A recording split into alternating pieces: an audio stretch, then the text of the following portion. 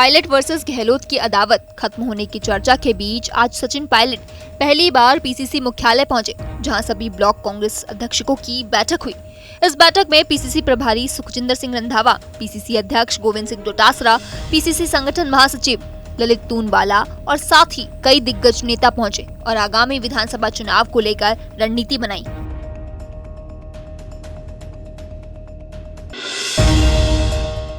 Modi surname case में कांग्रेस नेता राहुल गांधी को 2 साल की सजा होने से कांग्रेसी नेता आक्रोश में है। साथ ही ये आक्रोश सड़क पर भी दिख रहा है, लेकिन प्रदेश कांग्रेस ने इस चुनावी दाव के रूप में ले लिया है और जनता के बीच लेकर पहुंच रही है।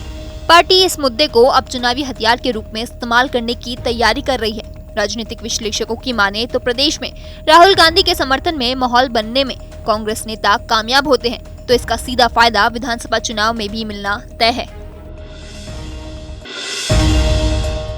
पीसीसी अध्यक्ष गोविंद सिंह डोटासरा के बयान पर बीजेपी ने पलटवार किया है। नेता प्रतिपक्ष राजेंद्र राठौड़ ने कहा कि शायद गोविंद सिंह डोटासरा को साइकेट्रिक बिहेवियर डिसऑर्डर नामक बीमारी हो गई है।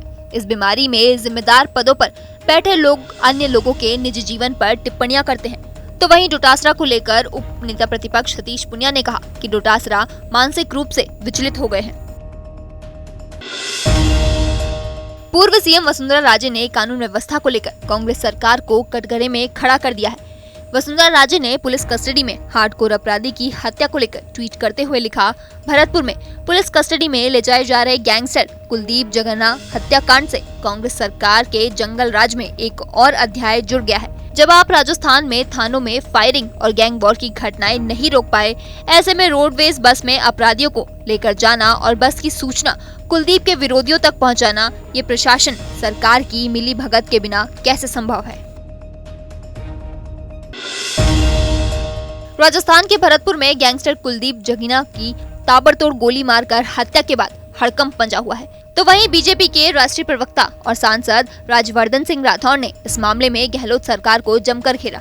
उन्होंने गैंगस्टर के हत्याकांड को लेकर गहलोत सरकार पर कई गंभीर आरोप लगाते हुए सवाल उठाए। साथ ही राजस्थान के गृह मंत्री अशोक गहलोत से सवाल पूछा कि आखिर क्या राज छुपाने के लिए गैंगस्टर को मरवाया गया है। गहलोत सरकार किसे बचाने की कोशिश कर रही है, जनता उनसे सवाल पूछ रही है। भरतपुर के आमोली टोल प्लाजा पर बुधवार दोपहर करीब 12:15 पर रोडवेज बस को घेरकर गोली बरसा दी गई, जिसमें कुलदीप की मौके पर मौत हो गई। अब कुलदीप के परिजनों ने हथैना थाने में रिपोर्ट देकर आरोप लगाया है कि पुलिस ने जिन 4 आरोपियों को पकड़ा है वो तो किराए के गुंडे हैं।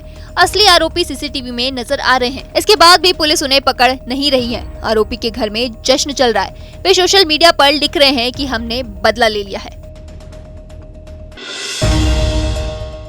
भारतीय जनता युवा मोर्चा की ओर से प्रदेश के अजमेर में 18 जुलाई को युवा आक्रोश महाघेराव होगा।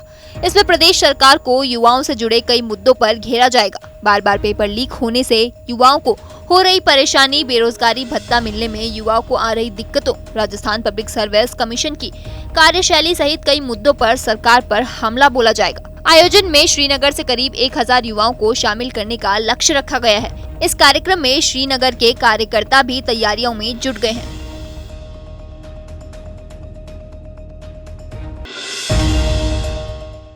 राजस्थान के झुंझुनू में बुधवार को एक घर में हुए विस्फोट ने लोगों का दिल दहला दिया है।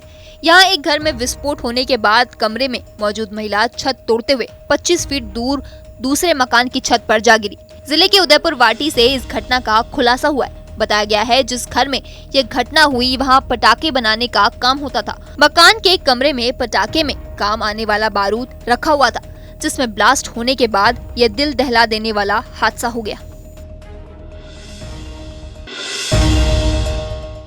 राजस्थान के मुख्यमंत्री अशोक गहलोत चिरंजीवी योजना के जरिए सरकार रिपीट करने का दावा करते हैं, लेकिन उनके फ्री इलाज के ये दावे जयपुर के सवाई मानसिंह हॉस्पिटल में धराशायी नजर आ रहे हैं।